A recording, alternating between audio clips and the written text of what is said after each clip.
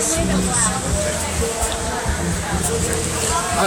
this is Brian Staker with Salt Lake City Weekly, and I'm here at the Utah Arts Festival with Amber DeBirk with her glass art at the Artist Marketplace booth. So I'd just like to ask you a little bit about your work, Amber. So tell us about your artwork. It's recycled. Where do you get the material to make it from? So I work with some restaurants in town, and I also get a lot of bottles delivered to my studio door. I get surprises every day when I show up. But a couple of the restaurants I work with, Takashi, Tsunami, provide me all their sake bottles.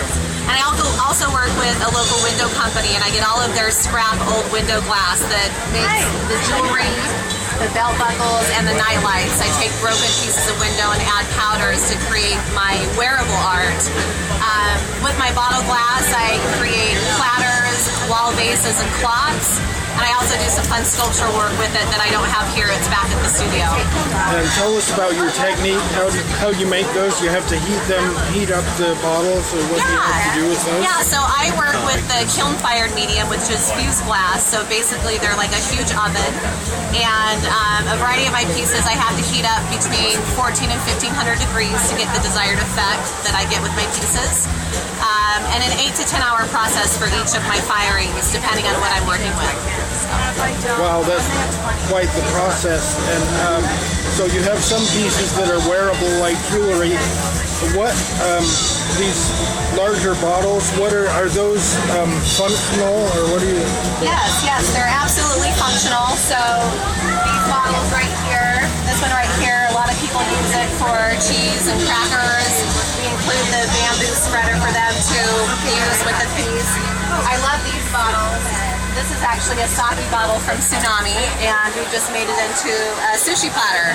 So Tsunami will actually with the chopsticks with the chopsticks, yeah, so you can have the sushi platter out of that. Some of my pieces are set up like a dish, like this one right here.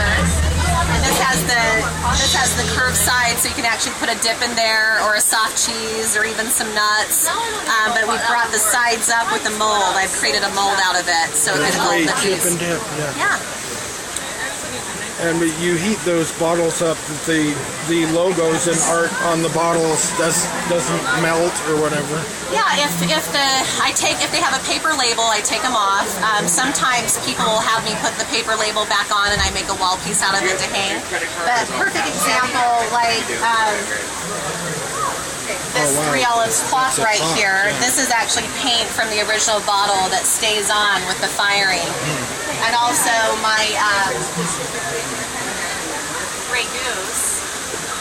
The Grey Goose bottle right here, this is all original from the bottle with the paint, and it stayed on during the firing process. So that's designed like a wall hanging? Yeah, people love to hang these on the wall if they have like a bar area or something in their house. They could use that as like a cheese plate. Oh yeah, cheese plate on their bar. If they're having a martini party, they can put some of their citrus wedges on it. You know, olives, whatever they want to do. A lot of people use these for the martini parties. So I wondered if you can talk about how you're invited, the Artist Marketplace. There are only 4 artists chosen, I believe. Yes. Talk about how you got selected to be a part of that. Okay.